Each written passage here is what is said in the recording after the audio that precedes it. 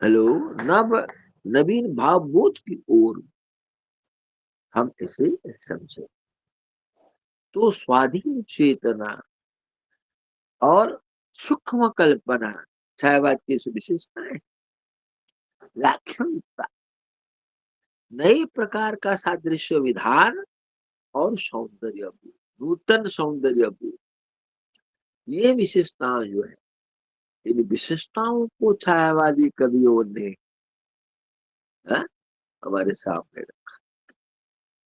राष्ट्रीय चेतना क्या है? राष्ट्र के प्रति एक भावना, पवित्र भावना, हाँ, जागरण की भावना, राष्ट्रीयता की, राष्ट्र की सेवा, ये है राष्ट्रीय भावना। तो ये जैसे माखनलाल चतुर्वेदी थे कवि, बालकृष्ण शर्मा नवीन थे, सुभद्रा कुमारी चौहान थे, प्रसाद की जो राष्ट्रीय चेतना इनसे अलग, इनकी जो राष्ट्रीय चेतना है ये अधिक स्पष्ट है। उनके नाटकों में उनकी अभिव्यक्तियां झलकती हैं। आप पढ़ेंगे उनका जो नाटक है प्रसाद का ध्रुव स्वामी, इतनी छोटी किताब, आप उस पर जाएंगे, पढ़ेंगे, एक एक शब्द महत्वपूर्ण है। प्रसाद की शब्द योजना जो है वो अत्यंत प्रभावपूर्ण है। अब पढ़ेंगे, भाषा शिल्प पर जब पढ़ाऊंगा मैं बताऊंगा।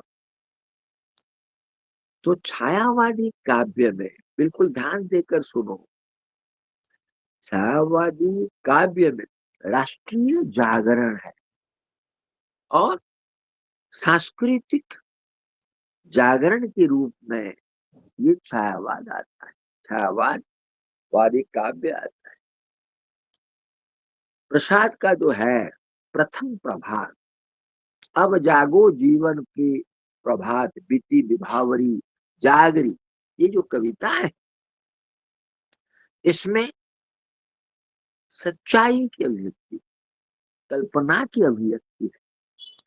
सुमित्रानंदन पंत, सूर्यकांत त्रिपाठी निराला, महादेवी वर्मा, वो भी आप देख सकते हैं छायावादी कवि जो है मुख्यतः प्रसाद, पंत, निराला और महादेवी, इन चारों के नाम याद रखिए, आरंभ में मैंने कहा है। तो निराला की जो जागो फिर एक बार, पंत की जो प्रथम रश्मि है, महादेवी वर्मा की जो जाग तुझको दूर जाना जाना, ये जो कविता है इस दृष्टि से बहुत महत्वपूर्ण है, उल्लेखनीय है, विचारणीय है। अब जागो जीवन के प्रभात, बताया गया, अब जागो जीवन के प्रभात, वसुधा पर ओश बने बिखरे, ही मकन आंसू जो क्षोभ भरे, उषा बटोरती अरुणदा। तो छायावाद युग में जो कविताएं लिखी गई, जो काव्य लिखे गए हैं, इसमें नव जागरण का संकेत अत्यधिक, नव जागरण, नयापन, नूतनता, परिवर्तन, युग बोध, हाँ? ये आपको याद रखना।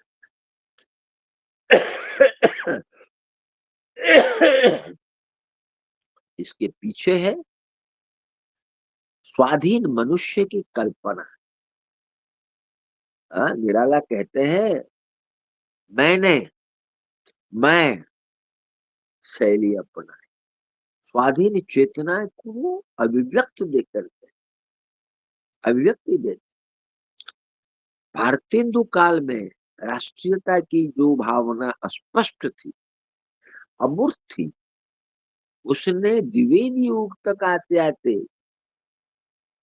द्विवेदी युग में, भारतीय युग में नहीं, द्विवेदी युग में, भारतीय युग में भावना जो थी, राष्ट्रीयता की भावना अस्पष्ट, अमूर्त थी।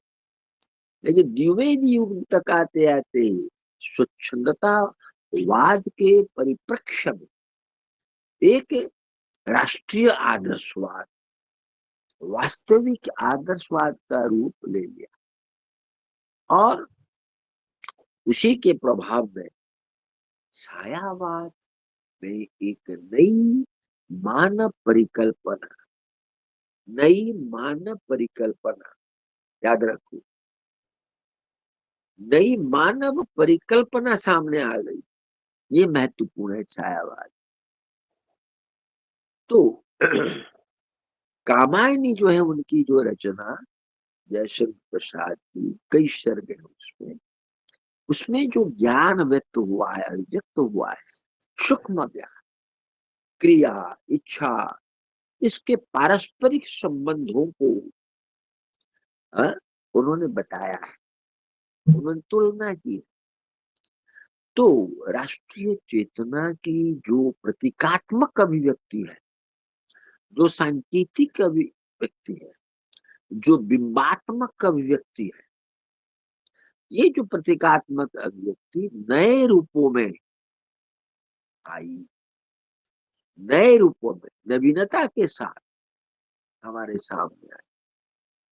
तो ये हम देखेंगे राष्ट्रीय चेतना किस प्रकार लोगों को प्रभावित करती है।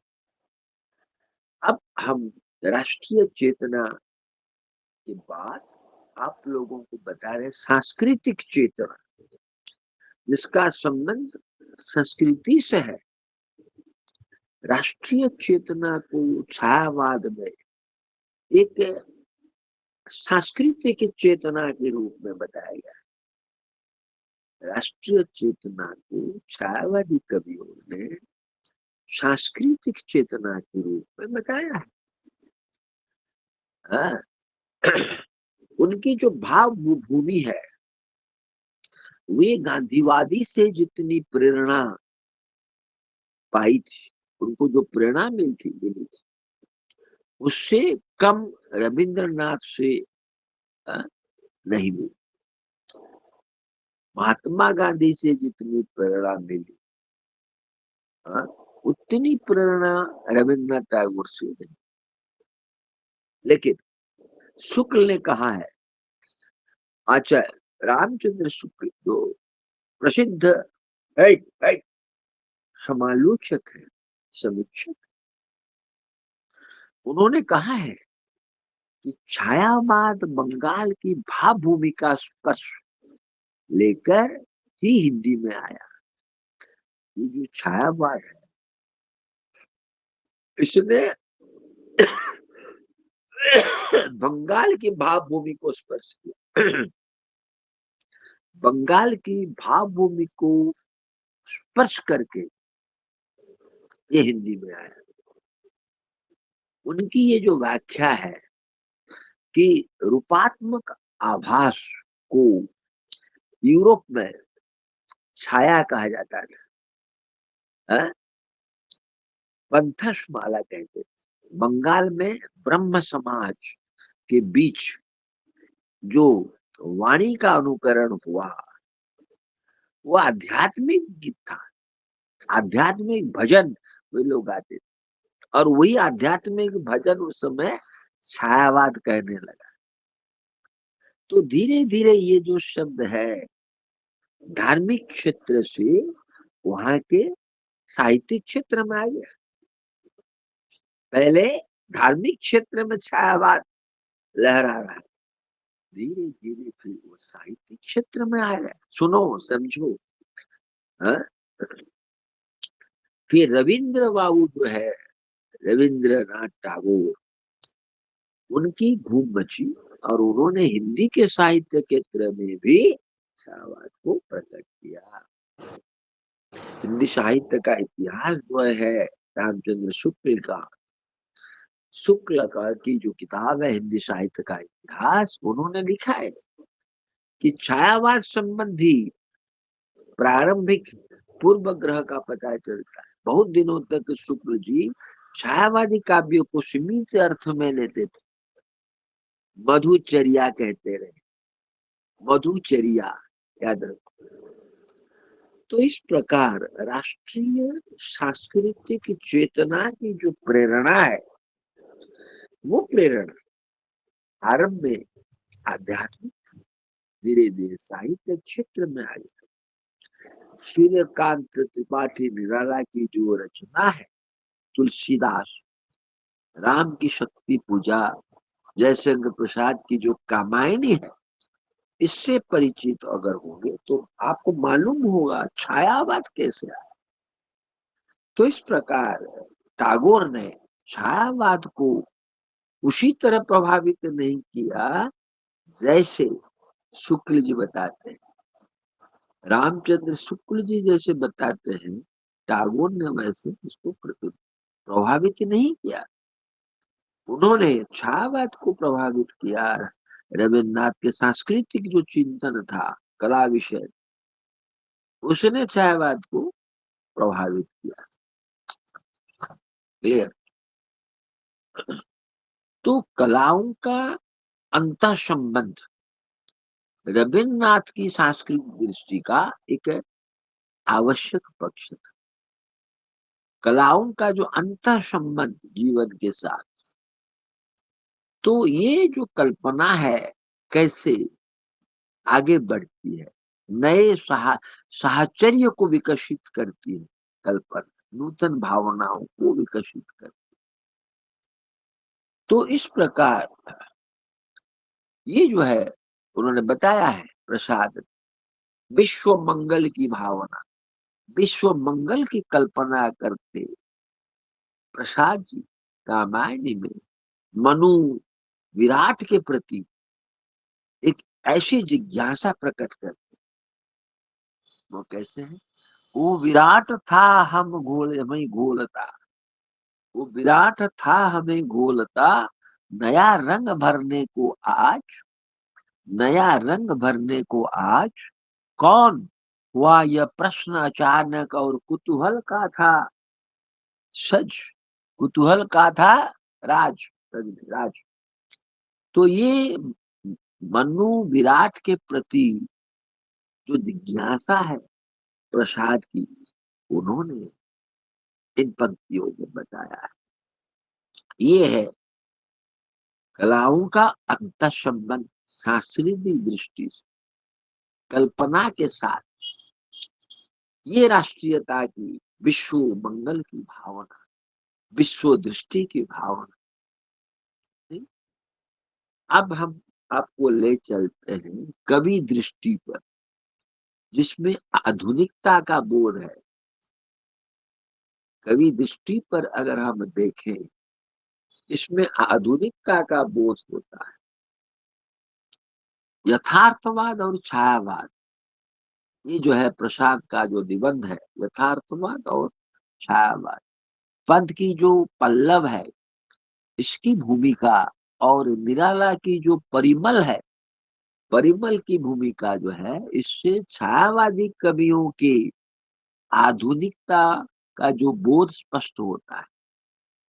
आधुनिकता का बोध स्पष्ट होता है पल्लव से। पंत की जो रचना पल्लव है, निराला की है परिमल, और प्रसाद का जो निबंध है यथार्थवाद और छायावाद, इन तीनों का आप याद रखें। तो इस दृष्टि से अनुभूति जो है, अनुभव जो है, अभिव्यक्ति है जो है, ये अधिक निर्भर करती है। तो ये देखा गया है, ये जो कवि दृष्टि है, पल्लव की भूमिका में जहां सुमित्रानंद पंत ने रीतिकाल के प्रभाव में ब्रज भाषा में उन्होंने लिखी थी कविता, उसमें मध्यकालीन संवेदना की हंसी उड़ा रहे। वही खड़ी बोली की नई कविता, यानी छायावादी का जो आधुनिक पक्ष है, आधुनिकता बोध है, वो काव्य दृष्टि को महत्व देने लगा, काव्य दृष्टि को महत्व देने लगा। आधुनिक बोध, एक परिवर्तित काव्य दृष्टि, एक नवीन काव्य दृष्टि। तो इससे क्या होता है ना, मनुष्य की भाषा को प्रोत्साहन मिलता है। छायावाद में नए विचारों का प्रयत्न किया गया, स्पंदन हुआ जीवित सांसों का।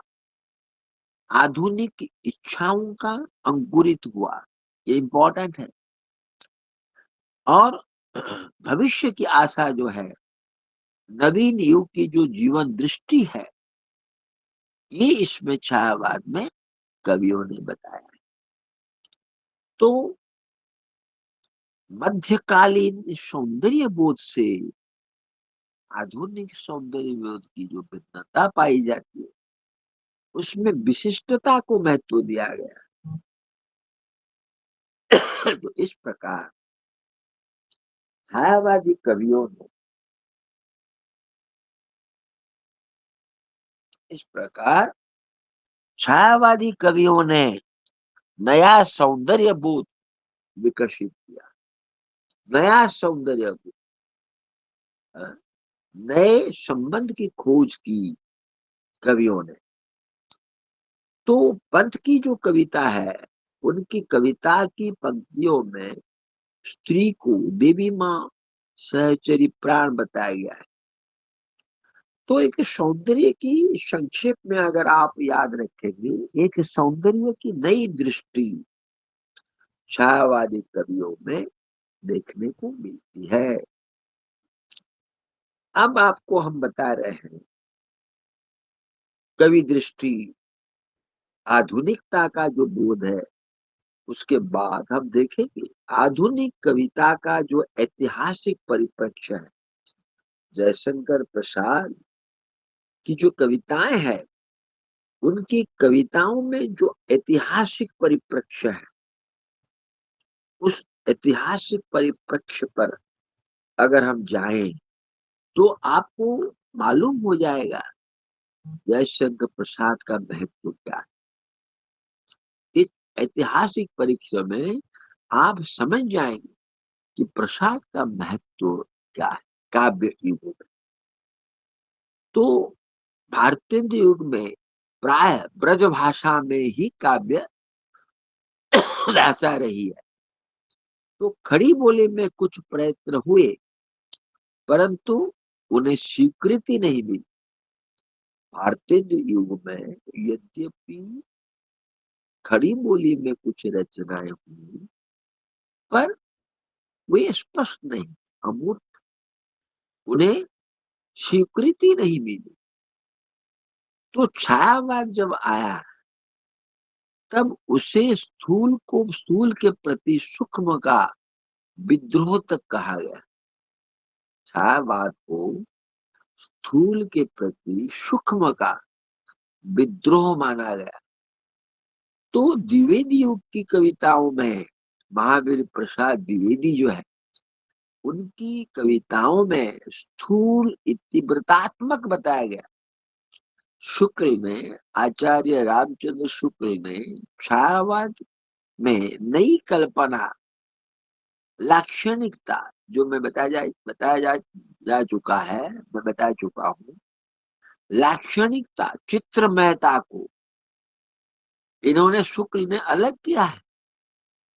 जयशंकर प्रसाद ने अपनी काव्य यात्रा के पहले चरण में प्रेम पथिक जो है 1909-1910 में जो उन्होंने ब्रजभाषा में लिखा, फिर उसे 8 साल के बाद खड़ी बोली में हिंदी में रूपांतरित किया।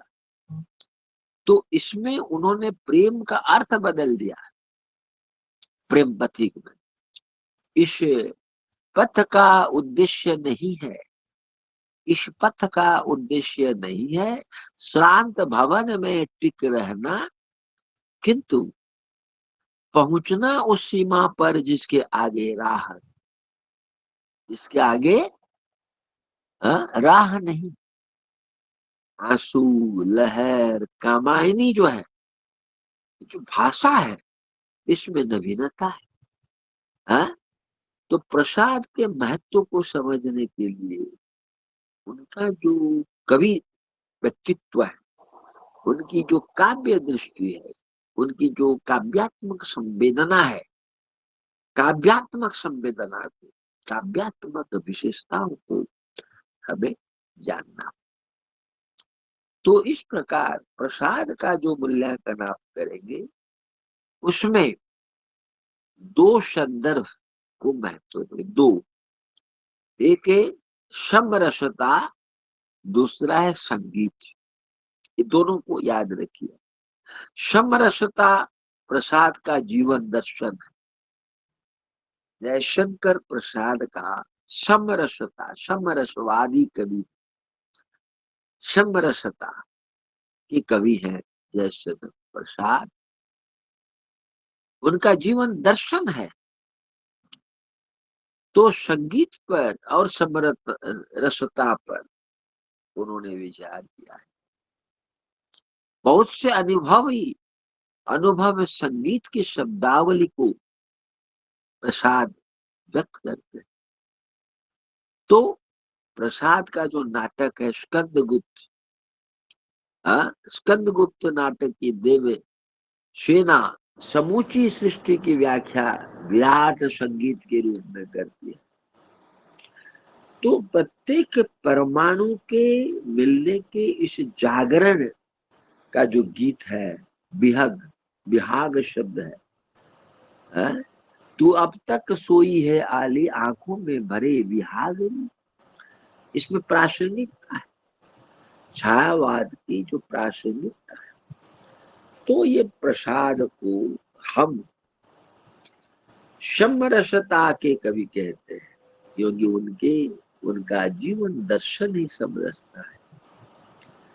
ये रहस्यवादी कवि न कहकर प्रसाद को रमेश चंद्र शाह ने उन्हें बौद्धिक कवि कहा है।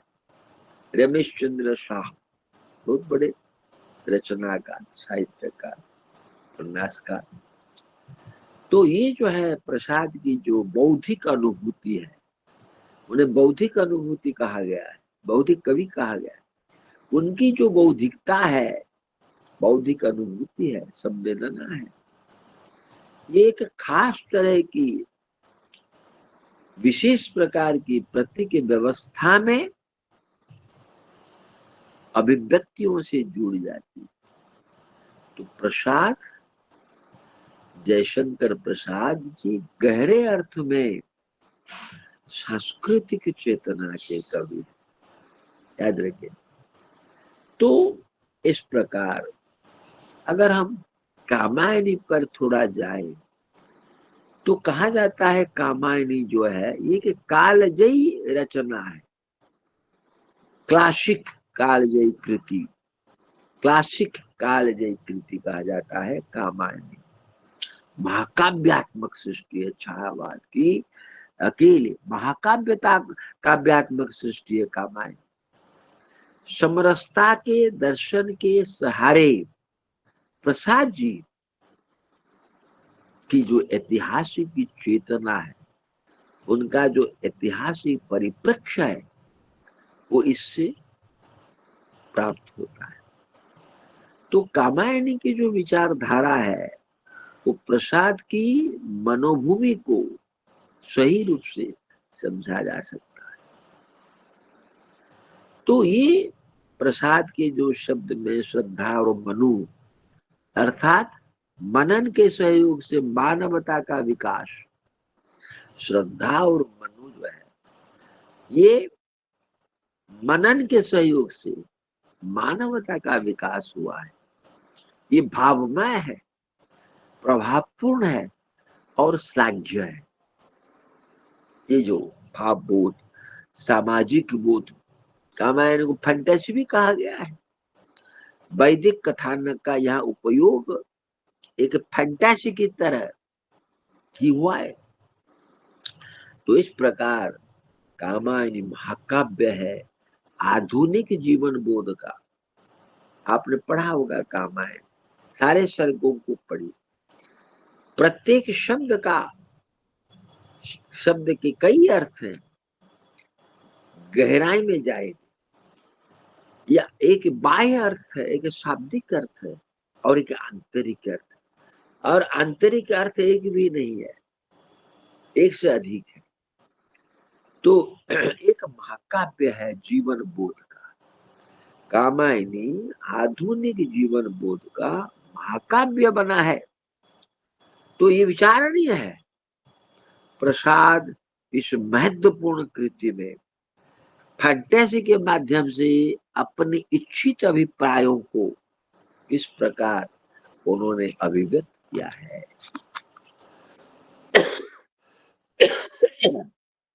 ये कामायनी का आप उदाहरण इसमें देख। तो अन्य काव्य कृतियां भी हैं प्रसाद की। प्रसाद की अन्य काव्य कृतियां भी हैं, जैसे गण प्रसाद, जिन रचनाओं में राष्ट्रीय सांस्कृतिक चेतना झलकती है। जो उनकी जो रचना है चित्राधार, चित्राधार में उस ब्रह्म को लेकर मैं क्या करूंगा जो साधारण जन की पीड़ा नहीं करता। ब्रह्म को लेकर मैं क्या करूंगा जो साधारण जनता की वेदना, साधारण जनता का दुख कष्ट, उनकी जो पीड़ा है वो पीड़ा नहीं हरता, उसे मैं क्या करूं। ऐसो ब्रह्म ले का करी हो जो नहीं करता, सुनत नहीं जो कछु जो जन पीर न हरियो। हाँ? ऐसो ब्रह्म ले का करी हो, क्या करूं ब्रह्म को लेकर जो नहीं करता सुनत, क्या करूंगा जो साधारण जन की पीड़ा नहीं हरता है। नहीं जो कछु जो जन पीर न हरि, जन पीर साधारण जनता का दुख नहीं हरता है, वो ब्रह्म को क्या पता। तो झरना में प्रसाद ने प्रेम की एक स्वच्छंद अभिव्यक्ति व्यक्त किया है। कर गई प्लावित तन मन सारा, कर गई प्लावित तन मन सारा, एक दिन तब अपांग की धारा हृदय से झरना, हृदय से झरना बह चला जैसे छा जल करना, जैसे छा जल धरना प्रलय वन्या ने किया पसारा। झरना में जो ये अभिव्यक्ति है, स्वच्छंद अभिव्यक्ति, स्पष्ट अभिव्यक्ति। आंसू भी बहुत एक महत्वपूर्ण रचना है जयशंकर प्रसाद। इसमें जो है पहले संस्करण में उन्होंने मुक्तकों के संकलन किया था, मुक्तकों का। 8 साल के बाद दूसरे संस्करण में उन्होंने कथा के अस्पष्ट विधान के रूप में प्रबंध गीति लिखी। आंसू में विगत विलास स्मृतियां जैसे व्यक्त है, वैसे कामायनी के चिंता सर्ग में विगत विलास सुख की भी स्मृतियां हैं। तो आंसू के बारे में आप लिखेंगे, ये विश्व मंगल की भावना की अभिव्यक्ति। आंसू की अंतिम पंक्तियों में विश्व मंगल की भावना, विश्व कल्याण की भावना, विश्व हित की भावना। तो ये कामायनी जो है ये कल्पना के मूल में है। क्लियर। तो ये आंसू, लहर, कामायनी, झरना, इन पर आप गौर करेंगे, लिखेंगे। उठ उठ री लघु लोल लहर, करुणा की नव अंगराई सी, मलया नील की परछाई सी, इस सूखे तट पर छिटक शहर। ये जो लहर, लहर कविता में प्रसाद की पंक्तियां, तो ये इन पर आप देखेंगे महत्वपूर्ण कृतियां प्रसाद की। प्रलय की छाया, इसमें राजनीतिक अर्थ बता मिलती है। तो आधुनिक बोध, आधुनिक संवेदना जो है, ये आधुनिक बोध के कवि, संवेदना के कवि हैं जयशंकर प्रसाद। तो छायावादी कवियों में आधुनिकता बोध है, आधुनिक युग चेतना है, नई सौंदर्य चेतना है, नई प्रेम भावना है। ये विशेषता है छायावाद की। नई प्रेम चेतना, नई नैतिक चेतना, ये जो है इन विशेषताओं का वर्णन कवियों ने किया है। ठीक है। तो आधुनिक प्रसाद बोध और संवेदना के कवि जयशंकर प्रसाद जी हैं। तो यहाँ लौकिक मानवीय अनुभवों का वर्णन है। हाँ। तो प्रसाद की भाषा में एक विशेष प्रकार के नएपन का आभास है। नया शब्द याद रखिए, नया सौंदर्य बोध, नई भावना, हाँ, नयापन जो है, हाँ, नूतनता का आनंद। श्रद्धा मनु को नूतनता का आनंद का रहस्य बताती है। श्रद्धा सर्ग में आप देखिए, श्रद्धा मनु को नूतनता की ओर ले जाना चाहती है, नूतनता के आनंद का रहस्य बताती है।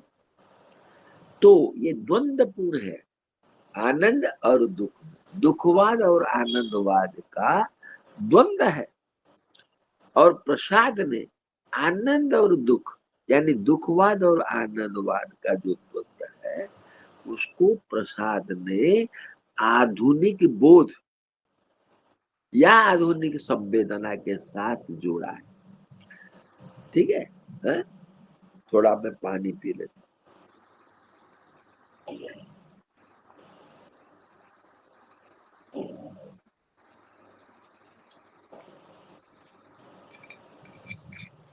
इस नएपन, नए सौंदर्य बोध, हाँ, ये जो कामायनी में जो श्रद्धा सर्ग है, इसमें श्रद्धा का सौंदर्य चित्रण है। सौंदर्य, नई सौंदर्य दृष्टि का चित्रण, संकेत।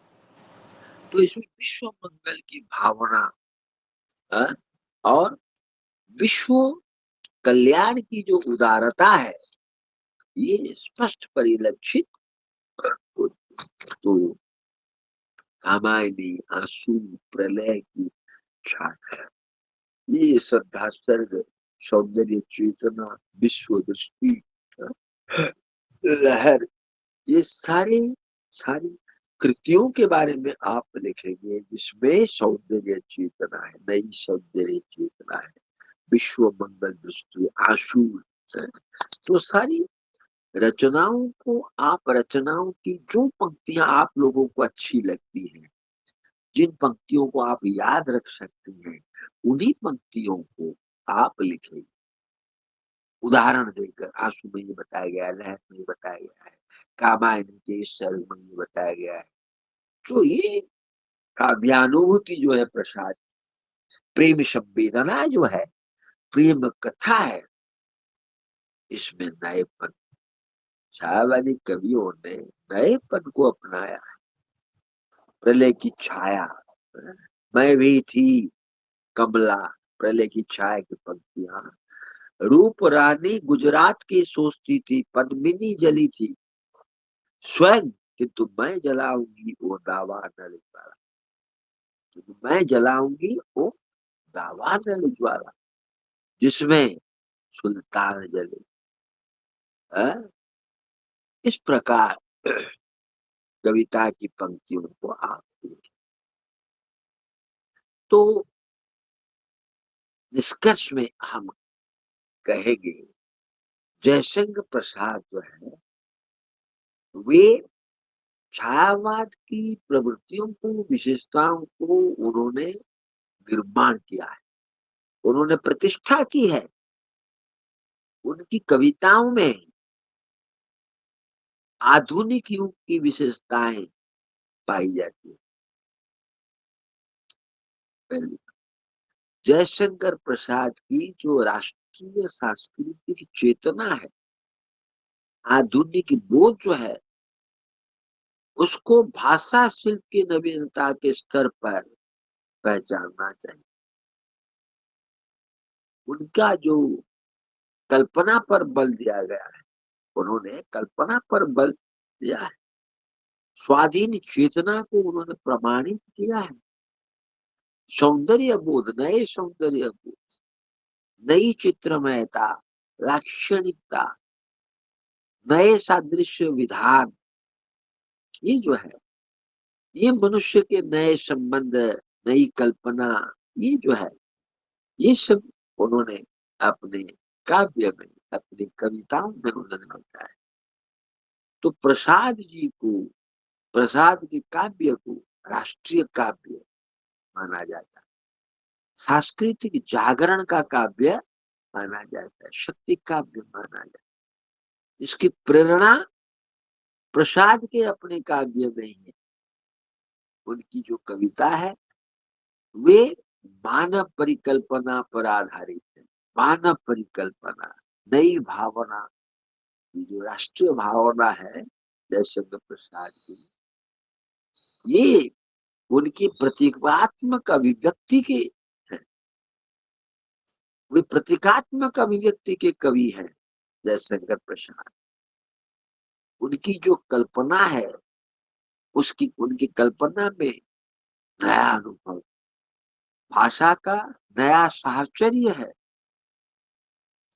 शाहवाद के जो कवि हैं, प्रसाद जो है, जितने हैं, जयशंकर प्रसाद सर्वश्रेष्ठ कवि, अग्रणी कवि, मूर्धन्य हस्ताक्षर है शाहवाद।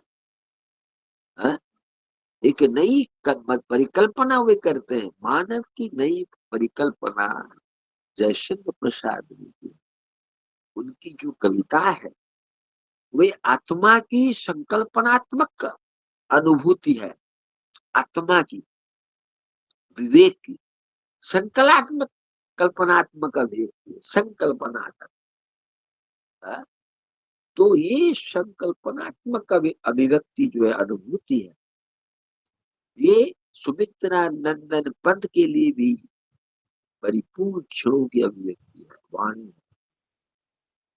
तो जयशंकर प्रसाद और उनके जो सहयोगी कवि हैं शाहवाद के, इन्होंने नई सौंदर्य चेतना पर बल दिया है।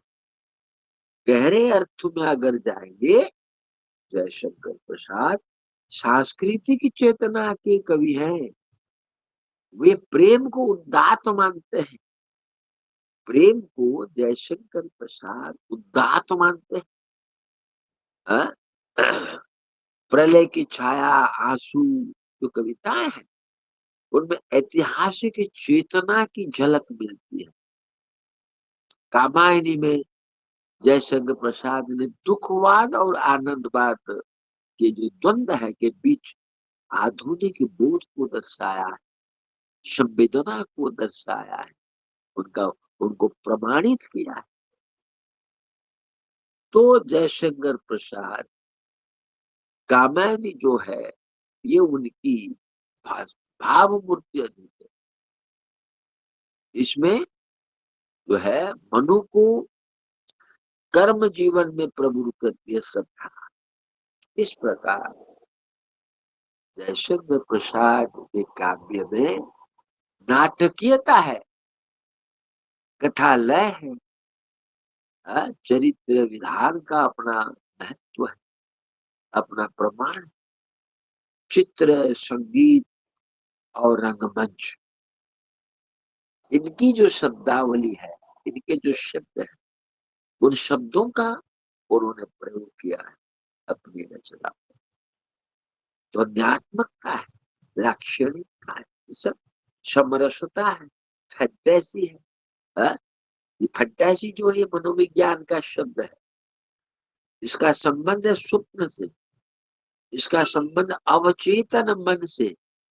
अवचेतन मन में जो घटनाएं घटती हैं, घटनाओं की विघटित जो है बिंब बलियों से है, वह है फैंटेसी। ये समरसता मान सामंजस्य स्थापन करने वाले कवि।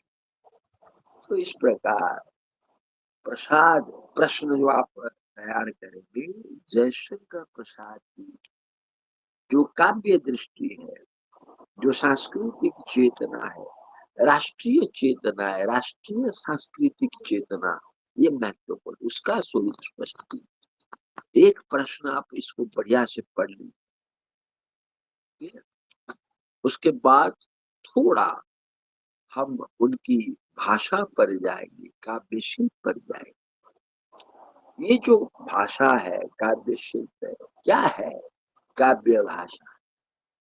काव्य भाषा जो प्रसाद की है, काव्य शैली जो है, काव्य भाषा हिंदी में छायावाद, इसमें मुकुटधर पांडे की सबसे संबंधित बातें आप याद रखिए।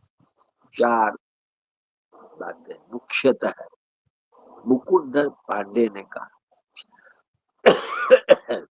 उन्होंने कहा छायावाद एक ऐसी मायामय वस्तु है, सूक्ष्म वस्तु, शब्दों द्वारा उसका ठीक ठीक वर्णन करना असंभव है। उसका एक मोटा लक्षण यह है कि उसमें शब्द और अर्थ का सामंजस्य कम है।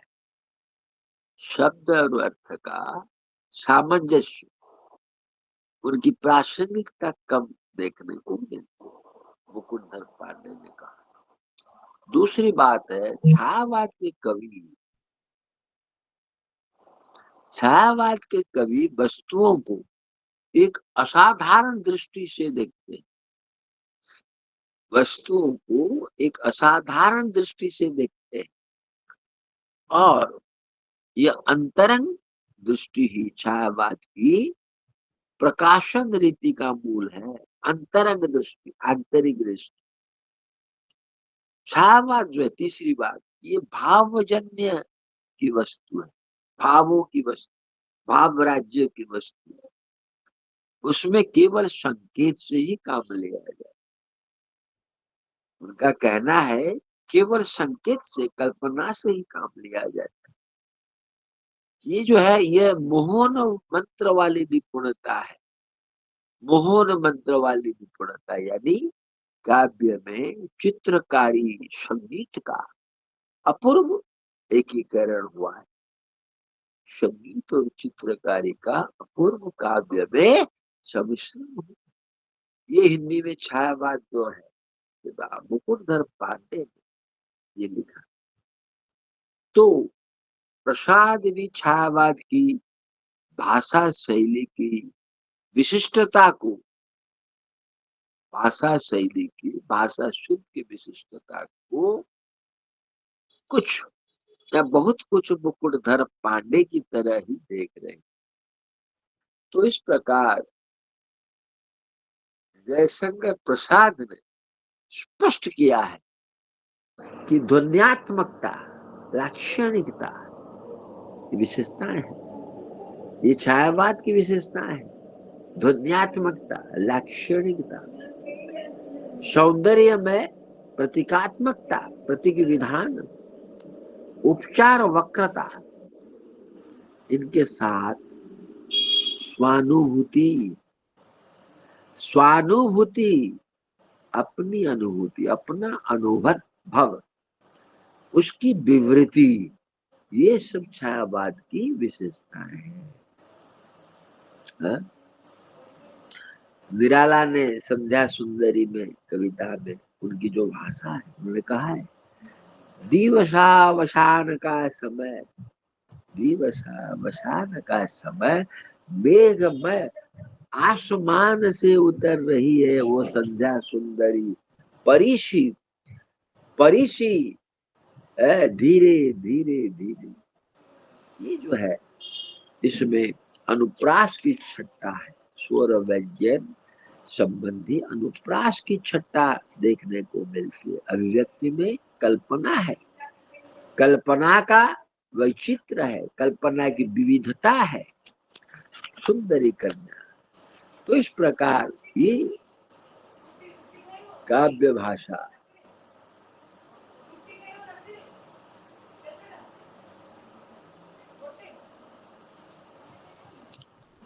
तो छायावादी की जो काव्य भाषा है, इनमें जो विशेषता है, इनमें जो प्रमुख तत्व है, वह है सौंदर्य विधान। संगठक तत्व जो है, विशिष्ट रूप से शब्द अर्थ का संगठन। संगठक तत्व माने काव्य भाषा क्या है? शब्द अर्थ का संगठन तत्व है। शब्दार्थ संबंध की विशिष्टता, शब्द अर्थ की, तो इसमें काव्य भाषा में सौंदर्य विधान है, बिंब विधान है, प्रतीक विधान है, मिथकीय कल्पना, पौराणिक, मिथक माने पुराण, मिथकीय कल्पना, ये सब छायावादी काव्य भाषा के संगठक तत्व हैं, मुख्य तत्व हैं। तो अलंकारों का प्रयोग हुआ है, अलंकारों में प्रस्तुत अप्रस्तुत का वर्णन है, अलंकार से बिंब और प्रतीक अंतर बताया गया है।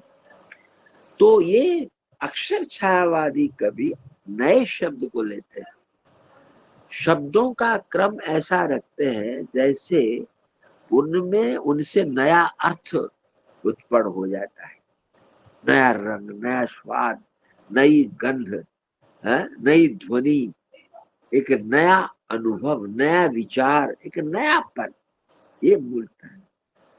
तो स्वच्छंद कल्पना ही छायावादी काव्य भाषा का मूल स्वर है।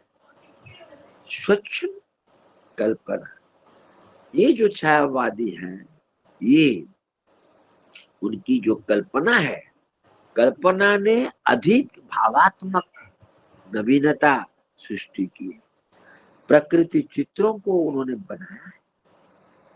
तो एक काव्य भाषा जब लिखेंगे, संगठक तत्वों को लिखेंगे, काव्य शैली लिखेंगे, हाँ, छायावाद शब्द का प्रयोग जो है दो अर्थों में समझना चाहिए, ये महत्वपूर्ण है। दो अर्थ इसमें, एक है रहस्यवाद का अर्थ, रहस्यवाद के अर्थ जहां उसका संबंध काव्य वस्तु से होता है, अर्थात कवि अनंत अज्ञात प्रियतम को आलंबन बना देता है और चित्रमयी भाषा में, संगीतमयी भाषा में वह प्रेम का वर्णन करता है, प्रेम की अनेक प्रकार की व्यंजनाओं को वो अभिव्यक्त करता है। काव्य शैली ये पद्धति विशेष के अर्थ में है, काव्य शैली ये बिंबवाद है, मुख्यतः काव्य शैली है छायावाद। उनकी दृष्टि में छायावाद की जो शैली है, शैली रूप में विशेषताएं है, क्या है? अभिव्यंजना का लाक्षणिक वैचित्र, अभिव्यंजना का लाक्षणिक वैचित्र जो है, वस्तु विन्यास की जो विशृंखलता है, यानी बिखरापन, इधर उधर हो जाना, बिखरापन है। चित्रमय भाषा जो है मधुमय है, कल्पना के अनुरूप है, कविता का रूप विधान उन्होंने किया है। तो ये शैली की विशेषताएं भाषा के स्तर पर प्रकट होती है। प्रसाद की जो भाषा शैली है वो भाषा के स्तर पर प्रकट होती है। सादृश्य विधान यानी सामंजस्य की नवीनता का छायावादी कवियों ने उन्होंने प्रयोग किया है। छायावादी शैली को नया रूप विधान, नए रूप विधान, नए प्रतीक विधान, रूप विधान, नए प्रतीक विधान, नई व्यंजना के कारण उन्होंने, हमारे छायावादी कवियों ने उन्होंने पहचाना है, जाना है। तो इस प्रकार छायावादी कविता में प्रतीकों का नया प्रयोग ये शैलीगत विशिष्टता का सूचक है, नवीन शैलियों का। आंसू में जयशंकर प्रसाद ने लिखा है, छाया नट छवि, छाया नट छवि पर्दे में सम्मोहन वेणु बजाता, सम्मोहन वेणु बजाता, संध्या कुहुकिनी अंचल में कौतुक अपना कर जाता। तो छंद की, छायावाद में छंद की नवीनता, नवीन शैली का प्रयोग हुआ। प्रतीकात्मक तो प्रमुख प्रवृत्ति है छायावाद की। उनके काव्य में कल्पना है, हे कल्पना सुखदात, तुम अनुज, तुम मनुज जीवन दान। निराला ने कहा है, कल्पना के कानन की रानी, आओ आओ वृद्ध पद मेरे, मानस की कुसुमित बानी। सुमित्रानंदन पंत ने, कल्पना में है कसकती वेदना। कल्पना को महत्व सारे कवियों ने, शाहवादी कवियों ने, प्रसाद, पंत, निराला और महादेव वर्मा ने महत्व दिया है। उनकी जो कल्पना की जो भाषाई क्षमता है, शैलीगत जो नवीनता है, ये नई भाषा का, नए सौंदर्य का, नए सादृश्य विधान का ये प्रेरक तत्व है, मूल तत्व है, प्रेरक तत्व है। काव्य भाषा जो है प्रसाद की, ये खड़ी बोली तक इतिवृत्तात्मक अनगढ़ कड़ी बोली से रचनात्मक संवेदना की ओर ले जाता है।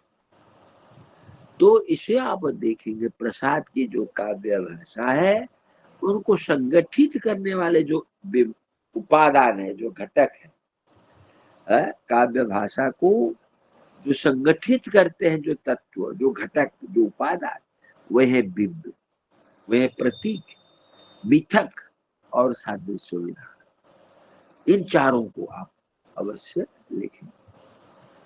तो उल्लेखनीय है, जयशंकर प्रसाद ने पुराने शब्दों को, मूल बात है, पुराने शब्दों को नया अर्थ दिया है, नया संस्कार दिया है, नया रूप दिया है? उनके उनमें नएपन भर दिया है। जयशंकर प्रसाद अप्रचलित शब्द हैं, लेकिन उनमें नई चमक। अप्रचलित शब्द है, शब्दों का महत्व कम है, लेकिन उन शब्दों को उन्होंने प्रयोग करके उनमें एक नई चमक, एक नई चमक, एक नया प्रभाव, नया उत्साह, नई जोश, नई उमंग भर दी है। लाक्षणिक शब्दों को उन्होंने नई भंगिमा दी है। लाक्षणिक शब्दों को भाव के अनुसार, अनुभव के अनुसार उन्होंने नई भंगिमा दी है, नई शैली दी है, नया अर्थ दिया है, अछूता है, नया बिंब दिया है, नया प्रतीक दिया है। तो उनके शब्दों के जो शब्दों का जो प्रयोग है, ये अत्यंत विचारणीय है, ये अत्यंत विचारणीय। बिंब में, काव्य बिंबों में उन्होंने ऐन्द्रिक अनुभवों की चेतना बताई। तो कई बातें, काव्य भाषा, काव्य शैली, काव्य प्रतीक, प्रसाद की जो मिथकीयता है, प्रसाद की जो मिथकीय कल्पना है, मिथक पौराणिक कल्पना है, उनका आधार जातीय स्मृति है, विश्वास है। जातीय विश्वास में उन्होंने हस्तक्षेप किया है। हजारी प्रसाद द्विवेदी ने कहा कि मिथक तत्व वस्तुतः भाषा का पूरक है। हजारी प्रसाद द्विवेदी, जिन्होंने जो कहा है उसको आप कोट करेंगे, ये बहुत। हजारी प्रसाद द्विवेदी कहते हैं, मिथक तत्व वस्तुतः भाषा का पूरक है, कम्प्लीमेंट, और पूरक है। कभी प्रतिभा का स्पर्श पूरक तत्व करता है, कभी प्रतिभा के स्पर्श से आदिम कल्पना जो पुरानी कल्पना है, वे नए मूर्त विधान को रूप देती है। तो प्रसाद ने मिथ को सामूहिक चेतना से संबंध किया है। सामूहिक चेतना, सामग्रिक चेतना, संपूर्ण चेतना। इस प्रकार जयशंकर प्रसाद की कल्पना नए मिथक रखती है, नया मिथक रखती है। तो आप प्रतीक, बिंब, ये सब जो काव्य रूप है, काव्य भाषा है, काव्य शिल्प है, इनको आप थोड़ा थोड़ा लिखेंगे। काव्य भाषा, काव्य शिल्प पर प्रश्न पूछा जाता है। कभी कभी लघु प्रश्न भी पूछे जाते हैं, कभी कभी दीर्घ प्रश्न भी पूछे जाते हैं। इसीलिए आप उसमें काव्य शिल्प में, काव्य भाषा में, काव्य शैली में, छंद में प्रतीकों का प्रयोग करेंगे। छंद, लय और संगीत। छंद, लय और संगीत। प्रसाद के काव्य में, नाट्य गीतों में संगीत और लय का विन्यास उन्होंने किया है। भाषा और रूप को लेकर प्रभावित उन्होंने किया है। भाषा संगीत है, प्रसाद का अपना भाषा संगीत है, जो छंद के बहुरूपात्मक प्रयोगों में देखा जाता है। तो इस प्रकार ये जयशंकर प्रसाद पर काफी आलोचना हो गई। इनकी काव्य भाषा की जो प्रमुख विशेषता है, भाषा के जो प्रमुख अंग है, छंद, लय, संगीत को लेकर आप दो प्रश्न तैयार करें। एक तो प्रसाद की जो काव्य दृष्टि है, आधुनिक जो पूरे काव्य की विशेषता है, उसमें आप उनकी रचनाओं को बताएं। रामायण में बताया, लहर में ये सब दो दो लाइन, चार चार पंक्तियां जो सहज है, जो आप याद रख सके, उसको आप और एक प्रश्न बनाएंगे काव्य से। काव्य भाषा की क्या विशेषताएं है, उसमें आप सब लिखें। तो आपको परीक्षा में लिखने में कोई डर नहीं लगे। आप कलम लेकर तुरंत है आप लिखते जाइए। ठीक है। कौन क्या पूछता था, क्या पूछती थी, बीच में ना पूछे, ना टोके, ना बात करें, क्योंकि बहुत सारे विद्यार्थी सुनते हैं। हाँ? चलो बताओ, अंकिता, सीमा, सुदीप्ता, रूपाली, ये सब, हाँ, शर्मिला, ठीक है सब, बोलिए। सब ठीक है, सब समझ जाती है तो आप लोग सब समझ रहे हैं या नहीं? Hello, ji sir. ऑन कीजिए, बोलिए। जी हाँ बोलिए, नहीं तो नहीं बोलिए। जी सर। जी हाँ सर। जी जी सर। बढ़िया से समझ लीजिए, और तब समझेंगे जब आप अच्छी तरह सुनेंगे। अच्छी तरह सुनने से आप बढ़िया से समझेंगे। और नोट कीजिए, हमेशा प्रश्नोत्तर लिखिए। प्रश्न लिख दीजिए, उत्तर लिखिए, प्रश्न लिख दीजिए, उत्तर लिखिए। क्योंकि ये जो इग्नू की जो कक्षाएं, ये डिस्टेंस में दूरवर्ती है, इसलिए ऑनलाइन में क्लास, ऑनलाइन में जो कक्षा होती है, हाँ, ऑफलाइन की कक्षा भी बंद है। ऑफलाइन की कक्षा और ऑनलाइन की कक्षा में काफी अंतर है। हाँ? अध्यापकों को ऑनलाइन क्लास में काफी कष्ट होता है। ऑनलाइन क्लास बहुत पेन स्टॉकिंग है, कष्ट साध्य है। हाँ? इसीलिए दो प्रश्नों के उत्तर आप लिखेंगे।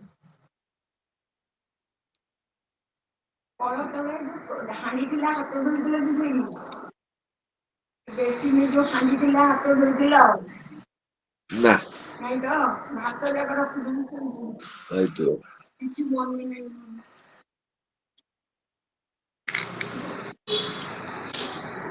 तो ये जो बताया गया है, इस पर आप प्रश्न लिखिए और उत्तर लिखिए। प्रश्नोत्तर के माध्यम से आप अगर पढ़ेंगे, याद रह जाएगा। और बेसिक पॉइंट जो है, जो बेसिक बिंदु है, मुख्य बिंदु जो है, उनको आप याद रखें तो जल्दी याद रह जाए। क्या क्या, किन बिंदुओं पर आप अपना उत्तर लिखें। आप देखेंगे सूर्यकांत त्रिपाठी निराला जो है, उनके काव्य का जो वैचारिक पक्ष है, वैचारिक आयाम है, उस पर चर्चा होगी। ये भी छायावादी कवि है। हाँ, ये भी ये जो जैसे प्रसाद जैसे है छायावादी कवि, वैसे निराला भी है। सूर्यकांत त्रिपाठी निराला, तो उनका जो वैचारिक आधार है, उन्होंने छायावाद को कैसे लिया है, तो इस पर हम जाएंगे। सूर्यकांत निराला त्रिपाठी निराला की जो कविताएं हैं, उनमें स्वायत्तता है, स्वायत्तता। और उनकी जो कविताओं की जो अंतर्निहित विचार विचार सरणी है, उस पर हम जाएंगे। हाँ? तो निराला का जो जीवन है, उनके जीवन में और साहित्य में डॉक्टर रामविलास शर्मा ने बहुत कुछ लिखा निराला के बारे में। डॉक्टर रामविलास शर्मा ने बहुत लिखा है। हाँ, बारीकी से उन्होंने उनकी आलोचना की है। निराला का मन निराला स्वयं, उन्होंने कहा निराला का मन निराला स्वयं। वे लिखते हैं, निराला के मन में गंध के प्रति प्रबल आकर्षण है, गंध के प्रति। तो इसमें उन्होंने बताया है कि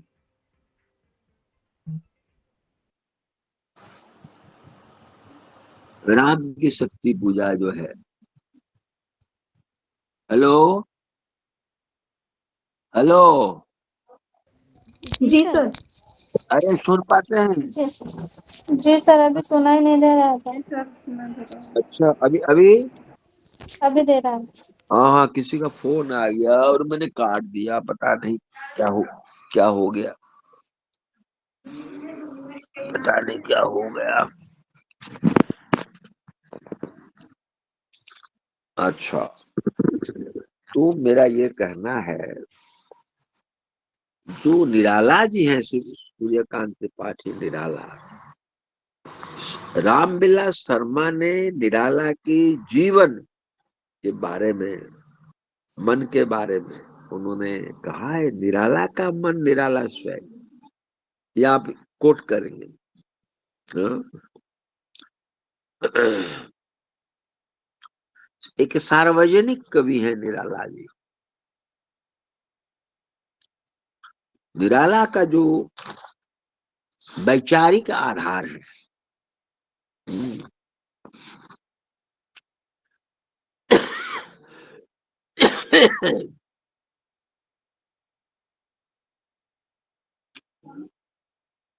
उनकी रचनाओं में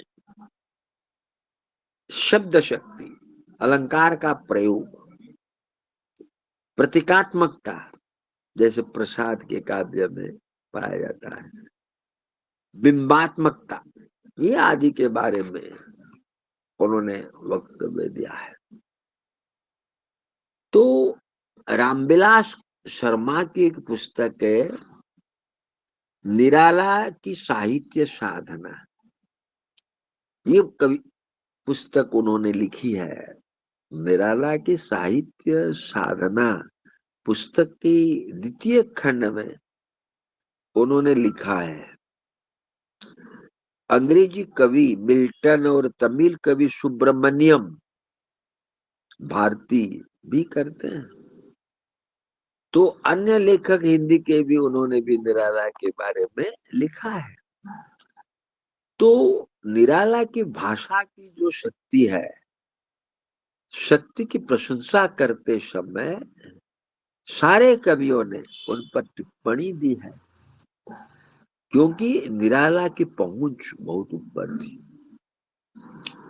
उस समय के वे नए और पुराने लेखकों से अधिक है। उनकी भाषा की शक्ति प्रबलतम थी, उनकी भाषा की प्रशंसा करते हैं। हाँ, किसी की भाषा में वो शक्ति नहीं जो शक्ति निराला की भाषा में। सूर्यकांत त्रिपाठी त्रिपाठी सूर्यकांत त्रिपाठी निराला जो है ना, उनकी भाषा सशक्त है, सुदृढ़ है, क्लियर। तो ये बताया गया है 21वीं सदी जो है, 21वीं सदी में हमने सोचा, आलोचकों ने सोचा कि अपने साहित्य को समृद्ध किया जाए। तो एक जो शीर्षक है काव्य का वैचारिक आधार, निराला के काव्य का वैचारिक आधार, इसको निराला के आधार पर विश्लेषित किया गया है, क्लियर। तो अन्य कविता का जो वैचारिक आधार है, अन्य कवियों की कविताओं का जो वैचारिक आधार है, जो केंद्र बिंदु है, मूल तत्व है, वह कम है निराला की तुलना में। समाज सापेक्ष है उनकी भाषा, उनकी जो काव्य भाषा है, ये समाज के बीच की भाषा है, समाज सापेक्ष है। एक से अधिक अर्थ उनकी रचनाओं में, माने बहुलार्थक, बहुत अर्थ मिलते हैं। तो काव्य शास्त्र में उनकी पहचान एक विशेष रूप से होती है। वैज्ञानिक जो थे फर्डिनांड डी ससुर 1857 से लेकर 1913 के भाषा संबंधी चिंतन ने इसे अधिक पुष्ट किया है, ससुर ने। ये वस्तुवादी आलोचकों, खास करके मार्क्सवादी आलोचकों ने अपनी आलोचना पद्धति को उन्होंने पुष्ट किया है। बहुलार्थक प्रकृति, भाषा की बहुलार्थक प्रकृति, भाषा का बहुलार्थक अर्थ। उन्होंने कहा है कि मनुष्य का जो व्यक्तित्व है वो एक नहीं है। ये एक नहीं होता, बहुत से व्यक्तित्व होते हैं। आप घर में एक प्रकार आपका रूप है, स्कूल में एक रूप है, बाहर अपने मित्रों के साथ आपका एक अलग व्यक्तित्व है। घर में एक व्यक्तित्व, बाहर में एक व्यक्तित्व, मित्रों के साथ एक व्यक्तित्व, शिक्षकों के साथ एक प्रकार का व्यक्तित्व। तो निराला जिस समाज में और समय में रचना कर्म कर रहे थे, उस समय हिंदी भाषा का जो विकास हो पाया था, उसे और आगे तक ले जाने का उद्देश्य निराला जी रखते थे। काफी उन्होंने चिंतन किया। उनकी जो भावना है, उनकी जो मान्यता है, वो आश्चर्यजनक है। तो उन्होंने संस्कृत वांग्मय की जो उक्ति है, इन्होंने बहुधा पद्धति को उन्होंने प्रयोग किया है।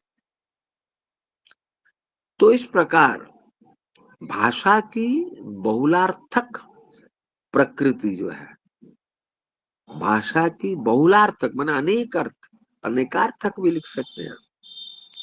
एक और विचार रोला बर्थ से मिलता जुलता है। रोला बर्थ वो है क्या? रोला बर्थ जो है वो रचनात्मक भाषा को सरल बना देता है, तर्कसंगत बना देता है और समझ में उसका भाषा के साथ तुरंत संबंध रहता है। तो इस प्रकार निराला ने साहित्य और भाषा शीर्षक के संबंध में उन्होंने सरल सरल की गुहार का विरोध करते लिखते हैं। वे लिखते हैं, हिंदी की सरलता के संबंध में बकवास करने वाले लोग बहुत है, लिखते बहुत है, जानते बहुत थोड़ा है। हाँ? निराला ने लिखा है, बकवास करने वाले कवि, बकवास करने वाले लेखक बहुत है, लिखते बहुत है, जानते कम है। हाँ? बड़े बड़े जो साहित्यिक है, हाँ?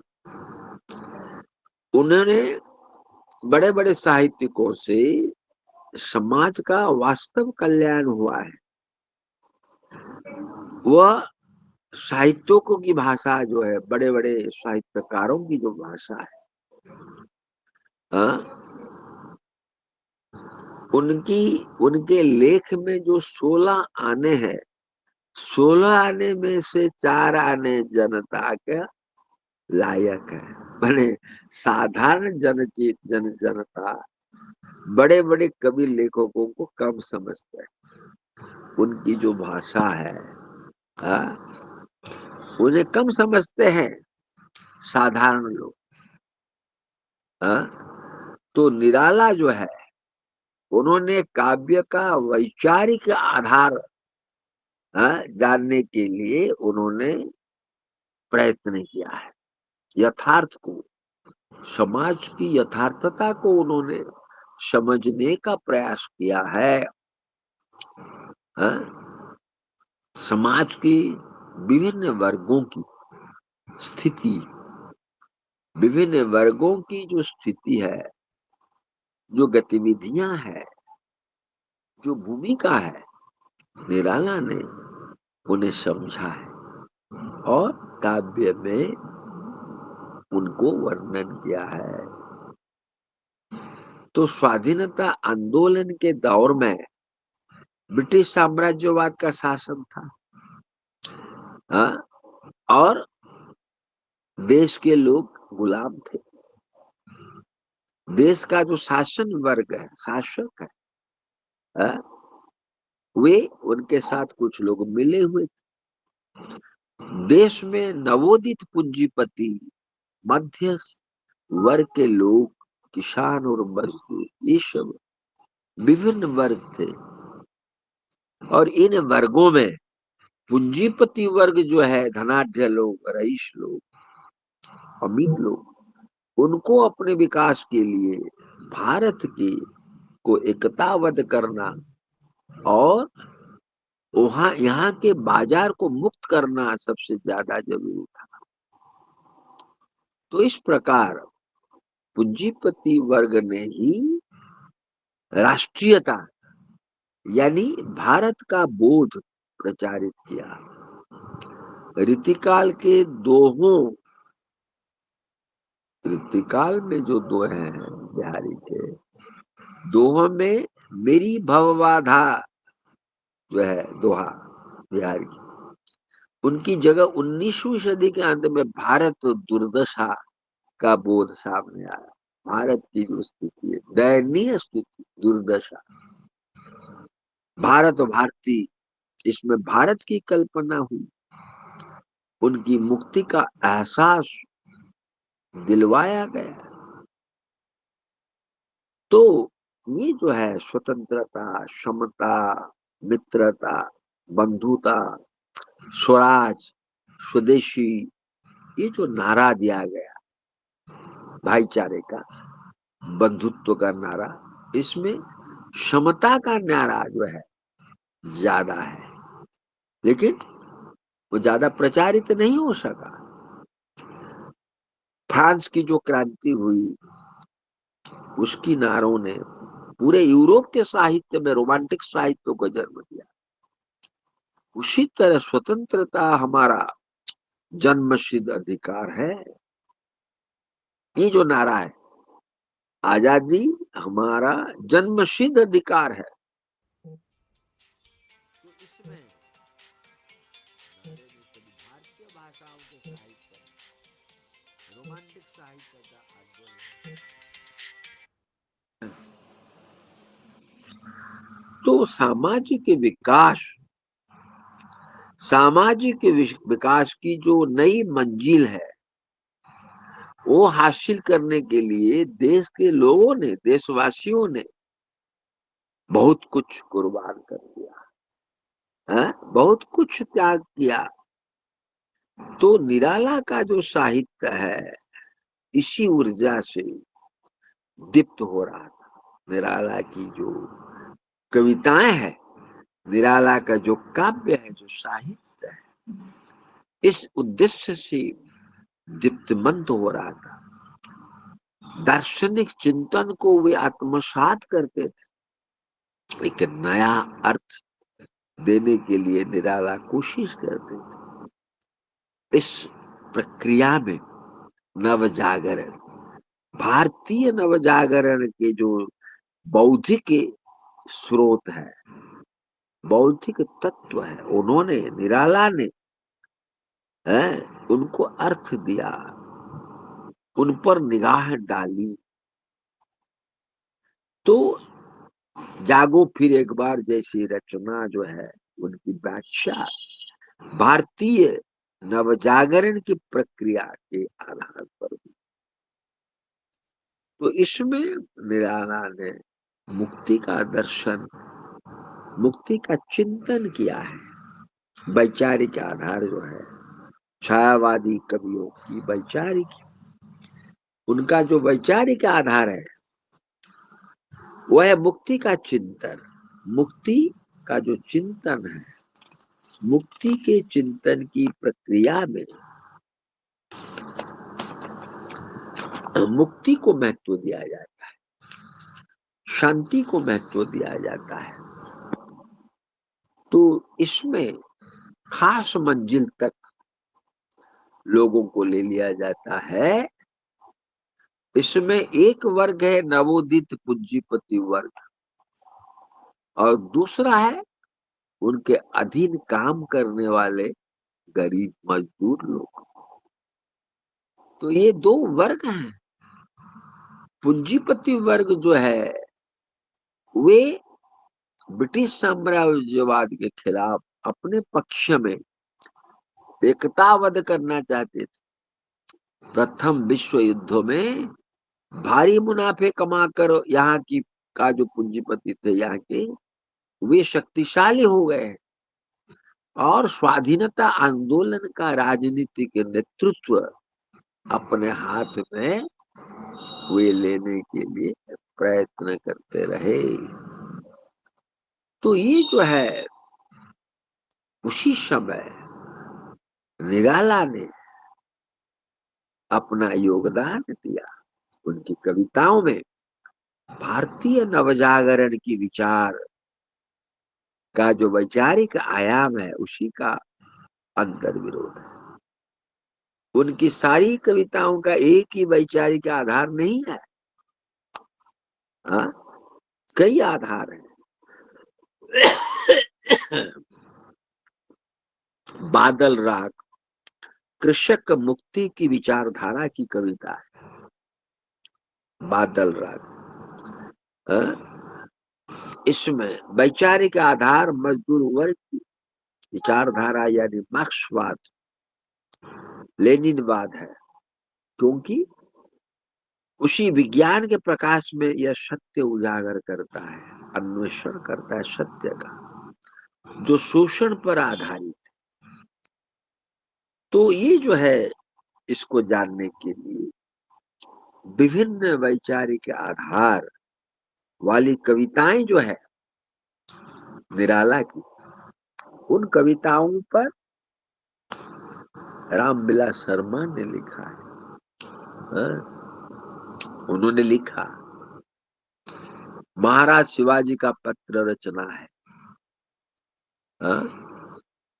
इसमें पत्र लेखन कला नहीं, भाषण कला है। कविता मानो लिखी इस उद्देश्य से की गई है। वाग्मीता इस कविता का, मगर जो दुध नाथ सिंह ने इस कविता के संदर्भ में उसकी अंतर्वस्तु को शर्मा की तरह उन्होंने अनदेखा नहीं किया है। अंतर्वस्तु पर उन्होंने बताया है। ये जो है व्यक्तित्व है, व्यक्तित्व पर दरअसल निराला की जो कविताएं हैं वो कवि की घोषित विचारधारा की कविता है। उनमें जो विचारधारा है एकदम अवैज्ञानिक है। निजी जीवन को कविता में उन्होंने चित्रित किया है।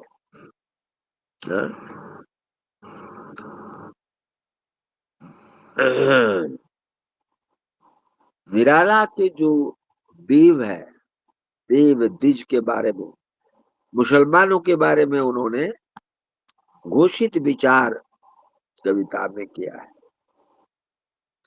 तो उनमें ना तो देव द्विज को ऐसा गौरव प्रदान किया गया है और न मुसलमानों को कहीं ऐसा गौरव प्रदान किया है निराला ने।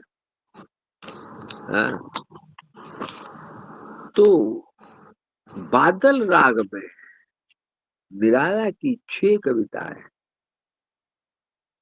ज्यादातर आलोचकों ने इन्हें अलग अलग रंगत भावभूमि की कविताएं कहा है। निराला ने स्वयं भी कहा है, एक और उन्होंने उसकी अर्थ बहुलता का संकेत किया है।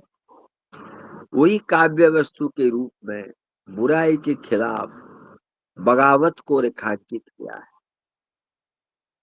और बादल राग की रानी सभी कविताएं, बादल राग की सभी कविताएं विप्लव की भूमिका में, क्रांति की भूमिका में नहीं देखी जा सकती। क्लियर? सबकी भावभूमि अलग है, प्रत्येक कविता की भावभूमि अलग है, उसका उद्देश्य अलग है। लेकिन क्रांति की भूमिका से संबंधित है कुछ। तो पहली कविता में दूसरी और छठी कविता की जो संवेदना है, तो संवेदना उन्होंने बताई है। तीसरी, चौथी, पांचवी कविता को केंद्रीय संवेदना से उन्होंने काटा है और व्याख्यायित किया है। पांचवी कविता में बादल को परमात्मा के व्यक्त रूप का प्रतीक माना है। परमात्मा के व्यक्त रूप का प्रतीक माना है। पांचवी कविता अलग अलग भावधारा की कविता है, सबकी भावभूमि अलग अलग है। तो ये जो 6 कविताएं हैं बादल राग, एक ही वैचारिक आधार की कविता है। वैचारिक आधार एक है, भावभूमि अलग है। हा? तो ये जो निराला की जो कविता है, राजे ने अपनी रखवाली की कविता जो ये स्पष्टतः वर्ग विभाजित समाज में शोषक वर्ग का जो सर्वस्व है, वर्चस्व है, शोषक वर्ग के वर्चस्व से जुड़ी है, असलियत को खोलती है, यथार्थता को खोलती है, व्यक्त करती है। इस कविता में शोषण वर्ग के आधार पर, शोषण का जो वर्ग है आधार, उस पर खड़ी संरचना है जो सुपर स्ट्रक्चर के चरित्र को उद्घाटित करता है। राजा अपनी रखवाली किला बनाकर, फौजें रखकर करता है, विचारों के गुलाम भी बनाता है। कविता में, कविता की पंक्तियां जो है, कितने ब्राह्मण आए पोथियों में जनता को बांधे हुए, कितने ब्राह्मण आए पोथियों में जनता को बांधे हुए। कवियों ने उसकी बहादुरी के गीत गाए, कवियों ने उसकी बहादुरी के गीत गाए, लेखकों ने लेख लिखे, ऐतिहासिकों ने इतिहास के पन्ने भरे, कितने नाट्य कलाकारों ने नाटक रचे, रंगमंच पर खेले, जनता पर जादू चला राजे के समाज की। तो समाज में शोषक वर्गीय आधार जो है उसे मजबूत करने वाले जो विचार, साहित्य है, कला है, विधि विधान है, संस्कृति है, धर्म है, ये है सुपर स्ट्रक्चर की बात। हाँ, तो इसमें कविता का, ये सब कविता के वाचक है। तो निराला जो है उनकी विचारधारा का विकास अपने अनुभव से, अपने चिंतन मनन से, अपने अध्ययन से, अपने दोस्तों के रंग संग के साथ, तरह तरह के विचारों को उन्होंने आत्मसात किया और उन्होंने अपनी रचनाएं की। सूर्यकांत त्रिपाठी निराला, तो ये निराला, उनकी जो कविताएं निराला, उसमें उनके घोषित विचारों का पद्यानुवाद है। उनके घोषित विचारों का पद्यानुवाद है। जरूर नहीं। हर कविता समाज सापेक्ष वैचारिक आधार रखती है। हर कविता समाज सापेक्ष वैचारिक आधार रखती है। एक ही विचारधारा तलाश करना अगर चाहेंगे आलोचक, तो निराला के जीवन की ओर जाने की अवैज्ञानिक कोशिश करनी पड़ेगी। हाँ? इससे क्या होगा? नतीजा गलत होगा। अगर अवैज्ञानिकता की ओर आलोचक जाए तो इसका फल परिणाम गलत होगा। तो निराला के काव्य का जो वैचारिक आधार है, हाँ? उस समय जो स्थिति थी, देश था, देश की हलचलें थी, उसमें नए मूल्यों का उद्भव और विकास निराला ने किया। कविताओं को विश्लेषित किया, संश्लेषित किया और पाठ प्रक्रिया, कविता प्रक्रिया को आगे उन्होंने बढ़ाया। तो निराला काव्य के वैचारिक आधार में जो विविधता पाई जाती है, जो भिन्नता पाई जाती है, उसका कारण है स्वाधीनता आंदोलन। और आंदोलन के भीतर जो विचारधारा है, जो विचारधारा है, ये कारण है।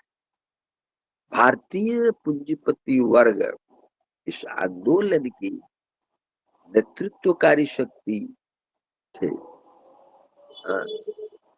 तमाम विचारों की एकता, सामंजस्य के पक्षधर थे और स्वाधीनता हासिल करने में मदद करते। तो ये जो है, इस विविधता में एकता का आधार भारत की मुक्ति ही तो था। निराला के अनुसार ये जो विविधता में एकता, अनेकता में एकता का जो आधार, वह है भारत की मुक्ति। तो उनके गद्य लेखन में, पद्य लेखन में, दोनों में उनकी विचारधाराएं मिथकीय भी थी। एक सूत्र में उन्होंने यथार्थवाद को पिरोया है।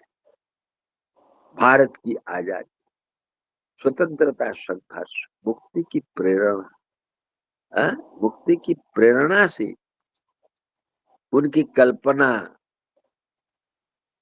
उन्मुक्त हो गई, प्रेम की उन्मुक्तता को जन्म दिया।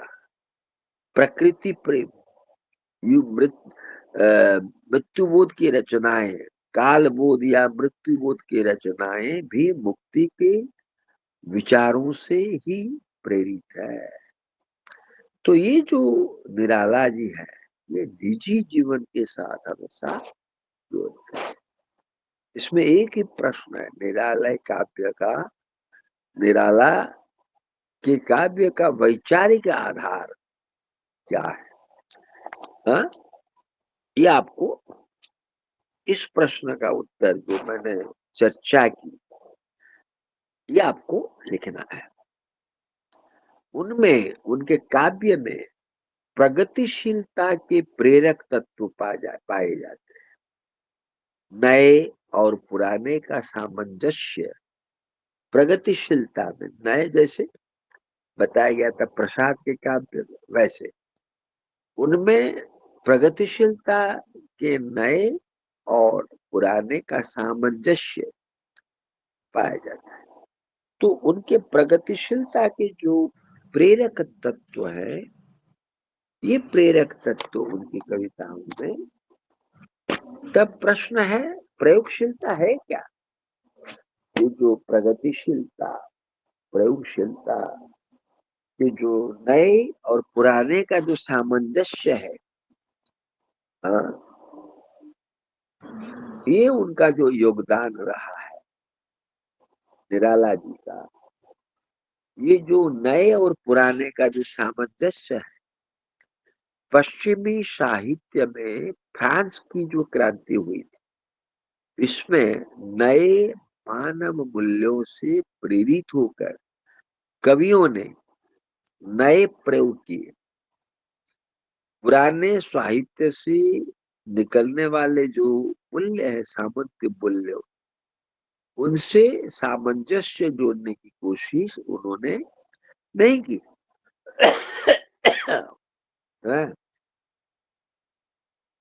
उन्होंने सभी वर्गों के साथ, भारतीय पूंजीपति वर्ग ने सभी वर्गों के साथ, भारत के सभी वर्गों के साथ एकता, सामंजस्य, सामरस्य की विचारधारा का व्यापक प्रचार किया।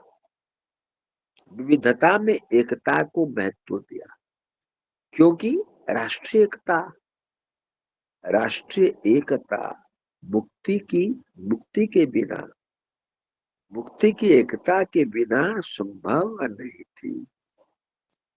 तो ये भारतीय साहित्य में पुराने काव्य प्रयोगों को भी निषिद्ध नहीं माना, न विचारों के स्तर पर और न फॉर्म रूप के स्तर पर। कविता में जहां नए से नए प्रयोग मिलेंगे, वही कविता और सवैया का भी इस्तेमाल मिलेगा। तो इस प्रकार विविधता में एकता में एक ही सूत्र काम कर रहा था। वह भारत में राजा से रंग तक, राजा से रंग तक पक्ष में हो, सबके बीच सामंजस्य हो, सबके बीच एकता हो, साम्राज्यवाद से सभी को मुक्ति मिले। ये महत्वपूर्ण है, वैचारिक आयाम जो है।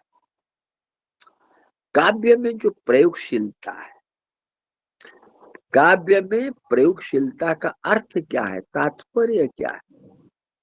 तात्पर्य नए नए तथ्य, नए नए बिंब, प्रतीक, छंद, नई लय, नई कविता के दायरे में नए भाषिक प्रयोग। प्रयोगशीलता का अर्थ है नए भाषिक प्रयोग, नया छंद, नई लय, नया प्रतीक, नया बिंब, नए नए काव्य। ये है प्रयोगशीलता के अर्थ। तो पतनशील सामंत युग में राजाओं को रिझाने के लिए, उनकी सत्ता को बरकरार रखने के लिए कवियों ने राजाओं के संरक्षण में या दरबारी कविताएं लिखी, प्रशंसा की राजाओं, जो रीतिकाल में हुआ है। फिर क्लासिकल साहित्य के, लौकिक साहित्य के कथ्य और रूप को अपनाया, काव्य रचना की। तो इस प्रकार श्रृंगार रस, रीतिकाल में श्रृंगार रस या वीर रस की कविताएं जो राजा से असरफी हासिल करने के लिए लिखी गई, उनमें नए प्रयोग जो है कम ही मिले। यदि मिले तो वो कम है। अंग्रेजी साहित्य में क्लासिसिज्म उनकी विचारधारा को एक नए रूप से छंद में रचा गया। हीरोइक कपलेट कहा जाता है इसको। क्लियर। तो सामंतवाद के जो खिलाफ जो कोई निर्णायक जो लिया गया, वो लड़ाई नहीं लड़ी गई। साहित्य में जो पुराना बिंब है, पुराना प्रतीक है, मिथक है और भाषिक संरचनाएं दिखाई देने लगी। तो ये आपको देखना है, एक प्रयोगशीलता का विकास हुआ जिसमें नए भाषिक प्रयोगों को महत्व दिया गया। तो निराला के काव्य में प्रयोगशीलता पाई गई। उनकी रचनाशीलता के सामने दो चुनौतियां थी। दो चुनौतियां आप इसको याद रखें। एक है खड़ी बोली का विकास और दूसरी चुनौती है नई काव्य भाषा के रूप में कविताओं को प्रस्तुत करना। एक है खड़ी बोली का विकास और दूसरी चुनौती है काव्य भाषा के रूप में कविताओं को प्रस्तुत करना। तो ये जो रूपगत विविधता है, ये प्रयोगशीलता से संपन्न रचनाएं निराला के साहित्य में हम देख रहे हैं। ठीक है।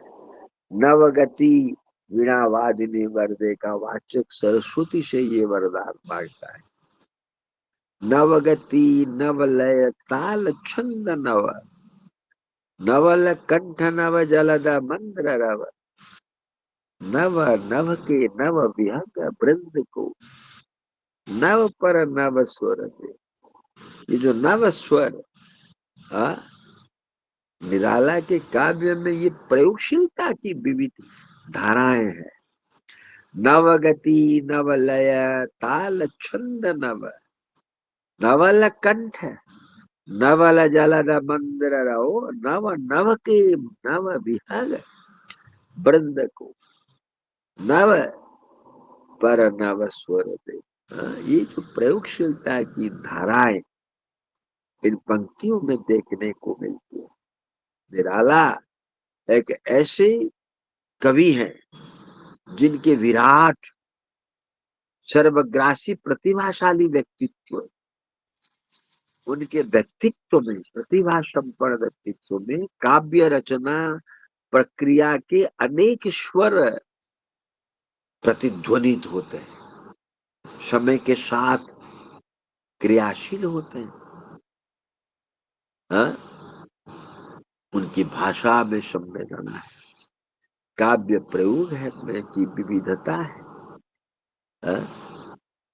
काव्य क्षेत्र में जो प्रयोगशीलता है, उनके काव्य बेजोड़ माने जाते हैं। हिंदी काव्य जगत में प्रयोगशीलता की दृष्टि से निराला के काव्य बेजोड़ है।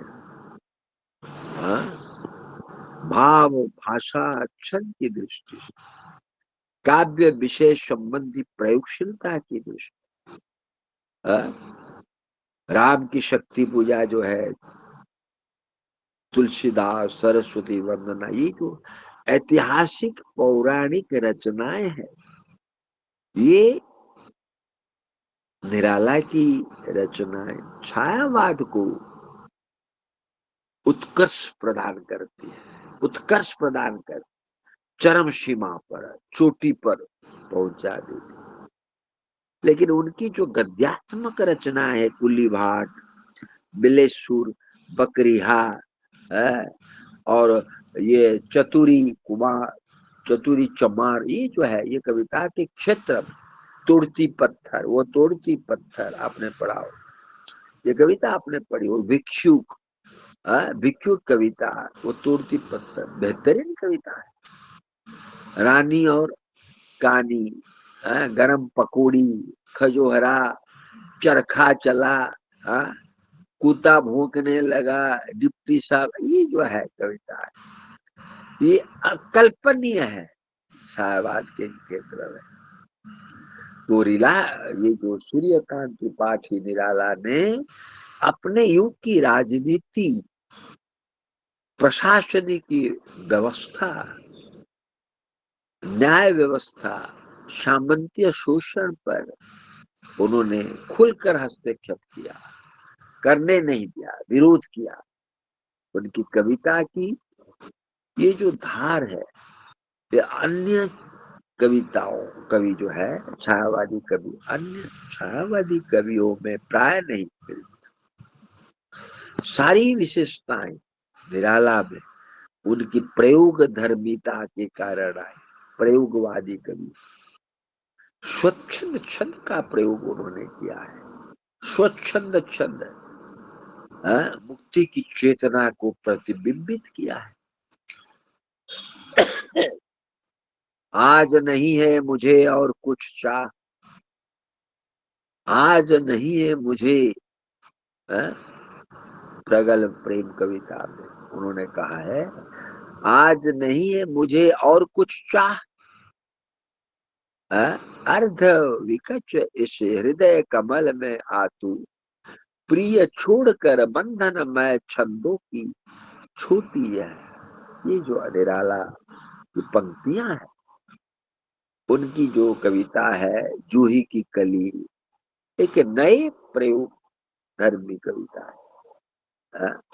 नया स्वच्छंद छंद का प्रयोग उन्होंने किया है। विरह विधुर स्नेह स्वप्न मग्न विजन वन वलरी, ये जो भाषा में अनुप्रास का प्रयोग हुआ है। और पंक्तियां जो है वो तुकांत है, तुकांत पंक्तियां है, स्वच्छंद पंक्तियां है। अध्यात्म फल शीर्षक कविता में उन्होंने लिखा है, जब कड़ी मारे पड़ी दिल हिल गया, जब कड़ी मारे पड़ी दिल हिल गया, पर कभी चू भी न कर पाया यहाँ, मुक्ति को तब युक्ति से मिल खिल गया, भाव जिसका चाव है छाया वो। पूरी कविता जो है इसमें हर पंक्ति, ये जो कड़ी और पड़ी,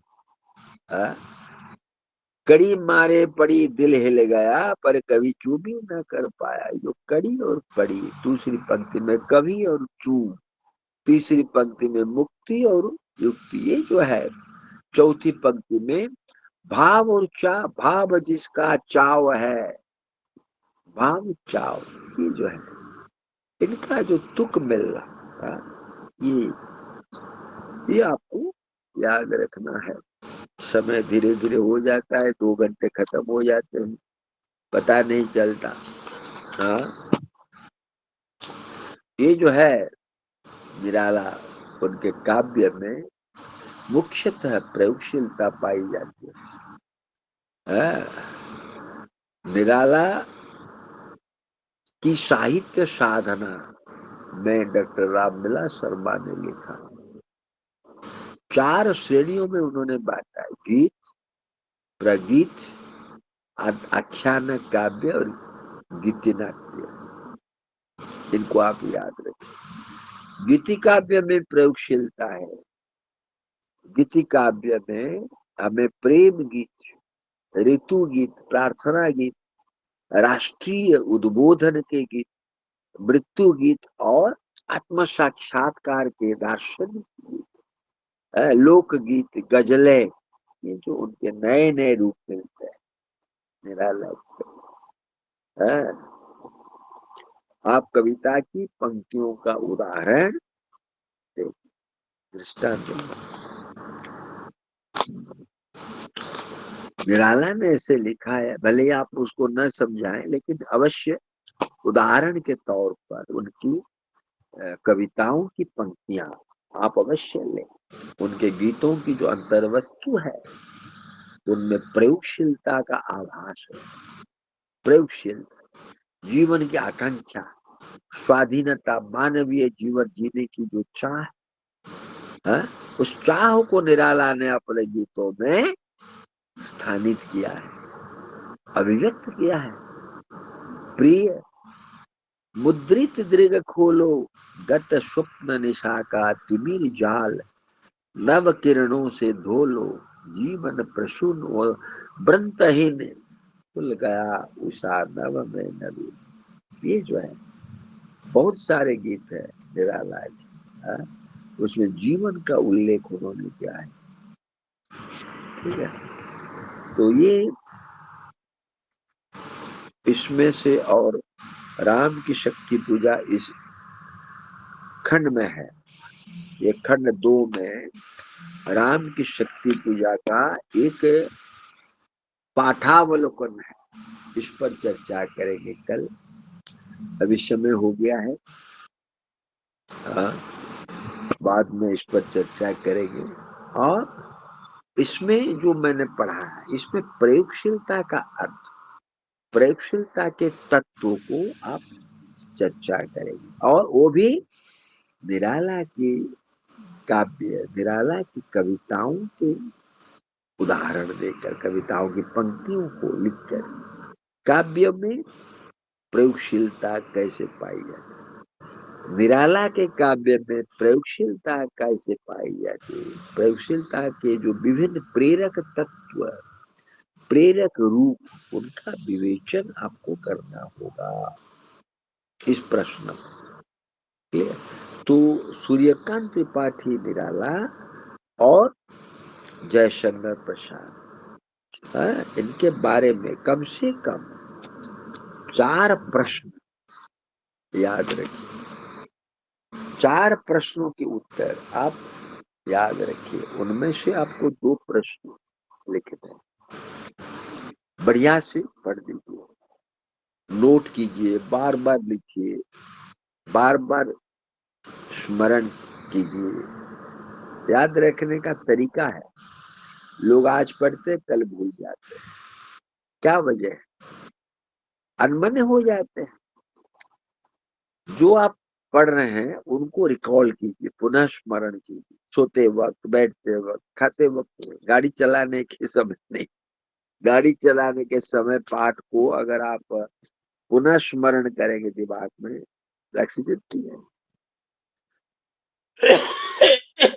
ठीक है, तो मेरा ये कहना है, आप थोड़ा मन योग से ध्यान देकर, क्योंकि ये डिस्टेंस कोर्स है एमए का, इसको ध्यान देकर मन को केंद्रीभूत करके पाठ पर आप पढ़िए, नोट कीजिए, हो जाएगा। ओके, समय हो गया है, फिर कल मिलते हैं।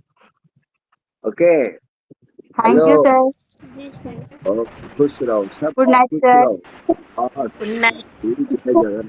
जगन्नाथ जी का नाम लो। ओके, खुश रहो, स्वस्थ रहो, और खूब परिश्रम करो, खूब मेहनत करो,